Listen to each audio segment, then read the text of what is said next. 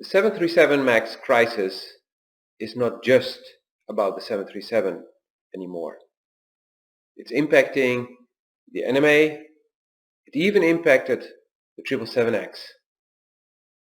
And then there's also the 787 that's again having issues. So where does this leave Boeing? Like, subscribe and share. If you want to know more about the 737 MAX crisis, I have an in-depth video and you can hit the card up here or look in the description.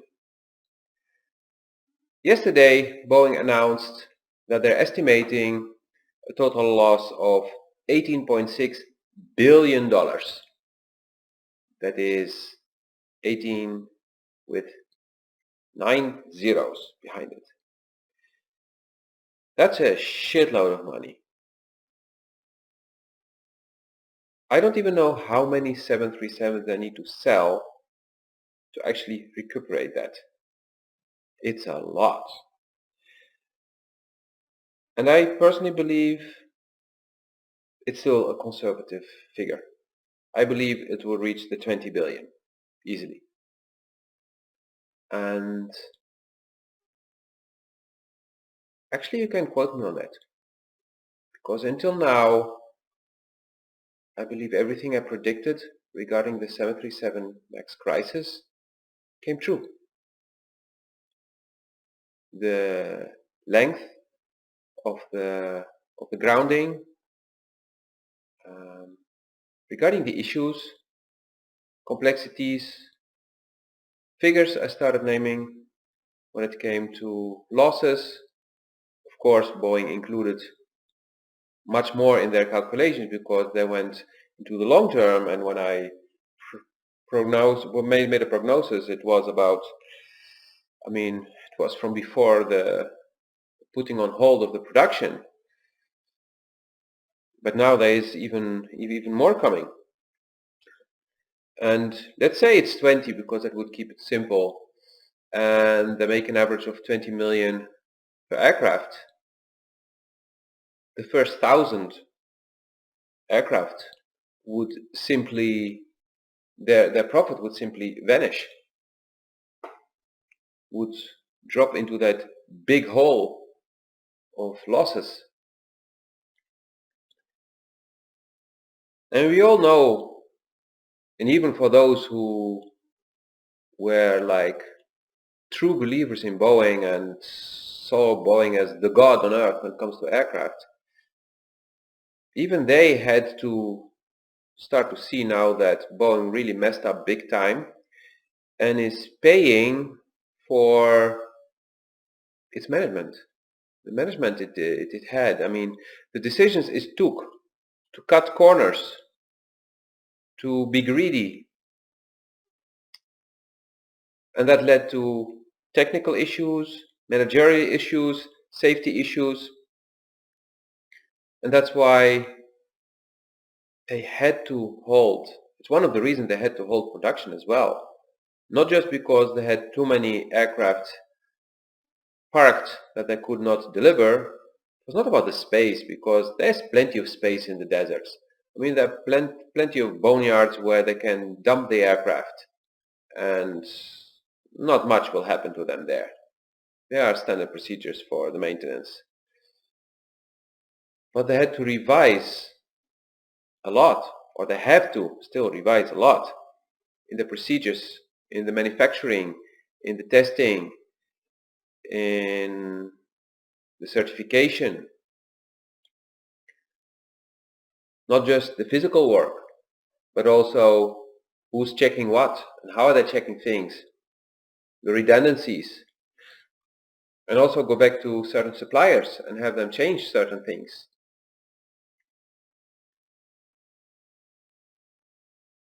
So where does this leave Boeing? Well, it leaves Boeing with the biggest loss ever in its history.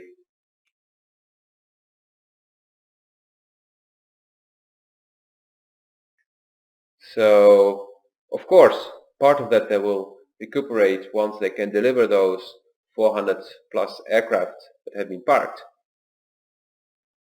But those aircraft, yeah, I mean, yeah, they will get some money back, but it's not going to bring them profit because that's going into that big hole of debt. Another consequence has been that Boeing was unable to respond to Airbus when it comes to the NMA. Boeing launched the idea of the NMA. Boeing was a pioneer for years. They were close to freezing the design. And then the MAX happened. Resources had to be diverted to resolving the MAX issue. At a certain moment, all the resources of Boeing, commercial, had to focus on the MAX, resulting in extra delays in the 777 program even. And in the end, Airbus reacted to Boeing, upgraded an existing aircraft that was already selling very well, that's selling even much better now, being the A321 XLR, the new version of the A321, but with a double extended range, because they have the LR and now they also have the XLR. That will be starting deliveries very soon, and they've been selling a lot of them. And Boeing knows that they lost that battle, and they're going back to clean sheet design. They're basically erasing everything. I mean, they're keeping the studies they did, but they're starting from scratch to come up with a new decision on what the aircraft has to cover, which segment of the market. And that would mean that production could start, if we're lucky, in 7 years from now, 2027. If Boeing gets answers from all the potential customers, gets a design set up, decides on which segment of the market, and then how many versions, what engines, have an agreement with the engine manufacturers, which probably will be easier now because the engine manufacturers could not deliver engines anyway prior to 2025 because they were all like stretched out already, maxed out on designing, producing and delivering and fixing the beginner's errors, I mean the early production errors. And all engine manufacturers have had their share of problems. So yeah, 27 would be a realistic date. And I will come back to what I said earlier. I believe that Boeing will actually make a new design that will be more in the size of 757 and slightly bigger, slightly smaller, which will actually cover the 737 MAX 9 and up, where the 737 MAX 8 will probably be covered by the Embraer, because they have these two lines, so they will have two new types of aircraft, switching a little bit where the type starts and where the type ends. So I expect they will actually develop two aircraft more or less in parallel, or not, because actually the E2 is still relatively new. So no, they will do one after the other, but shortly after. So the new one will be a replacement for the E2. There will be no E3. They will not make the MAX mistake again. And until then, the MAX will fill that gap. And Airbus will do the same. Airbus will do the same with probably one upgrade of the A220, which will also take that segment, and then they will counter attack Boeing by building also an aircraft that is basically the A321 and upwards. And then the A320 downwards will be a variant of the A220. Or they will decide, if they have the money, and probably they will have the money because they're selling so well, they will also make a clean sheet aircraft there. So maybe Airbus will do 2 aircraft in parallel, and the A220 will not have a new version, but simply a replacement that's very much inspired by it, but again have a 80% or high commonality between the 2 variants that will cover from the 90 to 250, 270 passengers. 2 variants which will be like very similar. I mean, the pilots will need only a few hours of simulation training to switch, or maybe not even that. Yeah, a little bit like the 757 and 767 had been certified, although I'm not sure that big a difference would be allowed nowadays. After all the problems that we have seen in the past, the FAA would not approve it, and EASA as well, and the Chinese will definitely not approve it. So yeah, we've seen the 777 having its first flight. The wingtips didn't break off, so that's a positive. There were no doors flying off the aircraft. The engines performed correctly, so that project will finally start to roll. But they will have a very, very, very intensive and scrutinized testing phase. I mean, Emirates, being the biggest customer, already said they would like a 50% longer test phase. I mean, they said that as a result of the MAX problems. They want to be sure that what they're gonna get from Boeing is actually really, really good. They don't want any MAX issues on the 777X. Boeing also doesn't want it. The FAA doesn't want it. EASA doesn't want it, so there will be a lot of eyes focused on that program. Not only on the MAX return, but also on the 777 certification. Every inch of the aircraft will be tested and retested, verified and re-verified. Every system, all the simulations. I mean, they will not leave any page unturned, every piece not checked for, probably 3 times. So this will slow down the process. Of course, Boeing will try to have as many aircraft as it can in the test phase, but that would also mean more investments, because if these aircraft will be like very intensively tested, it will be difficult to sell them. So they have to be written off. And as the number of sales for the 777 will not be that high, because let's be honest, that segment of the market is small. It's really small. It's shrinking, the segment of the very big aircraft. 400 plus, that's, yeah, I mean, the A380 is, even if there would have been a good neo version of the A380, I don't believe that they would have sold many. Even Emirates would have tuned down the numbers of replacements, because we're going to a more point-to-point market, not the hub and spoke anymore. So yeah, it's going to be just on certain routes that they need the extra capacity, for airports which have, yeah, not enough slots. But that's it. And that's why the 747 International failed.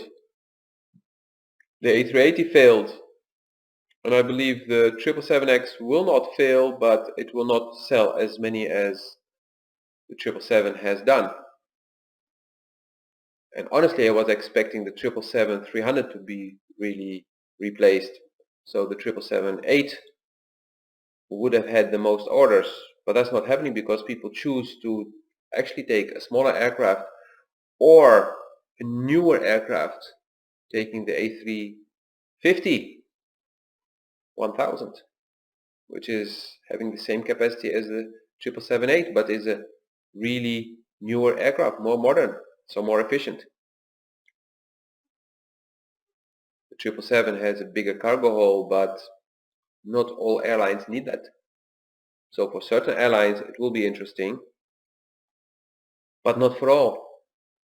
So the situation at Boeing is difficult. It's not going to be flourishing for multiple years, and let's hope that they really take this as a lesson to stop cutting corners. We all know that the cutting corners mentality increased within Boeing when they merged with McDonnell Douglas, because that was the mentality there. If you look at the statistics, you will see that there were more crashes of McDonnell Douglas aircraft than of Boeing aircraft, but Boeing should have cut out that mentality. So Boeing is actually paying the price for many mistakes they made. The merger with McDonnell Douglas was not done properly. The MAX was not developed properly. It was a rush job. It was a panic move. A very smart game of Airbus. Airbus did it in such a way that Boeing would upgrade the 737 and not come with a clean sheet aircraft. And they knew that it would be difficult for Boeing, and Boeing thought, we can do it, we can do it. Well, we've seen where it led to. To be competitive with Airbus, they had to go make strange maneuvers, and in the end they lost the battle, because the 737 MAX cannot compete with the A320neo. That's a fact. Simulator time is needed for the pilots, and that was one of the main selling points, that it was a common type rating, and it's not anymore.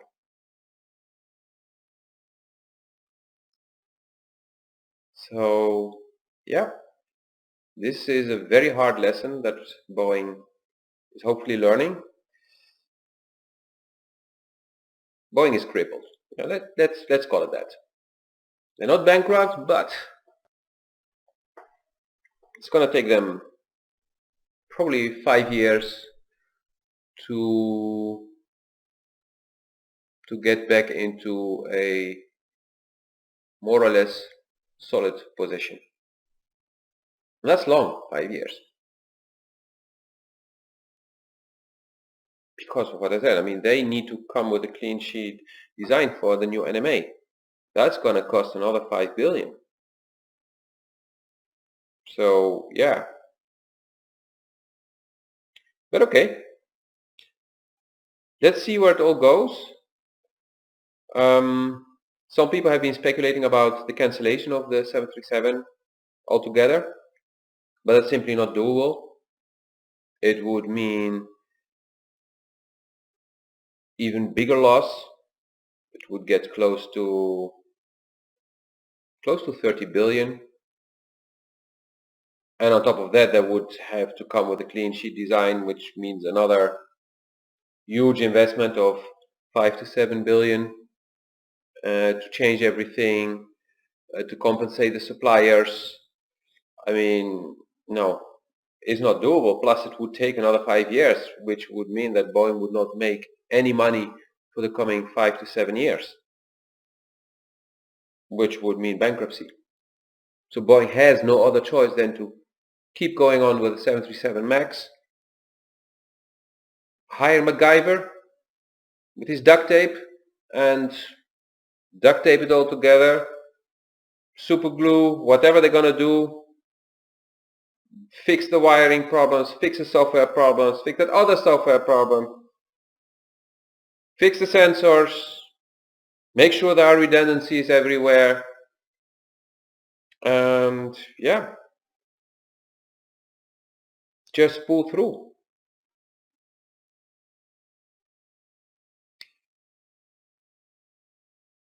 Yeah, I'm not a Boeing hater.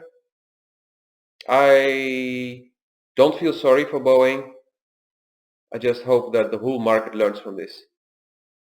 And aside from the aviation market, I hope corporations but also entrepreneurs learn from this, because this whole situation is simply caused by lack of integrity and greed.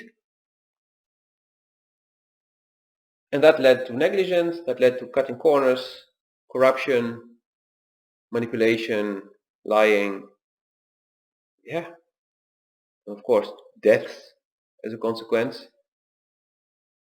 Things that cannot be fixed, that is something they cannot fix, no matter how much money Boeing would pay to the families. You cannot pay for people's lives. So yeah, it's just a big stupidity. And this is the same reason why an Enron collapsed. This is the same reason why GE is now basically very close to collapsing. If they don't get their shit together, GE is the next to collapse, because things are really bad at GE for exactly the same reasons. Because of greed of the shareholders who just want to make a quick buck, greed of the management who want to get high bonuses by taking decisions that would make their shares rise so that there is profit for the shareholders and for them, because they're also shareholders. But in the end, it's damaging the company. And Boeing is most probably going to survive this crisis, but a lot of companies cannot. And if you're an entrepreneur and you do such a screw up, your reputation is gone. And if you're going to get sued for liabilities, then you're done. And this is what we're seeing in the market, that big corporations have to become more careful, and they're actually losing a lot, and their customers are going to smaller companies, to entrepreneurs, because they're more trustworthy, they're more transparent. They're not simply focused on the value of their shares. They're not simply focused on how much money can I make today. But if you're considering starting your own company, or you own your own company, then think about this. Integrity is important. And the world is changing. It's changing so rapidly that the truth is coming out, no matter what, and fast. So you better play it clean. See you in the next video. The next video will probably be more technical, and we'll have more relevant imagery. I simply don't have the relevant imagery for most of the aircraft, so this was a video where you had to enjoy my smile. See you in the next one. If you disliked the video, you do this. If you liked it, thumbs up, share and subscribe. Also, check out my Patreon page. There you can support me and get access to exclusive content. Get more. Check it out in the link below.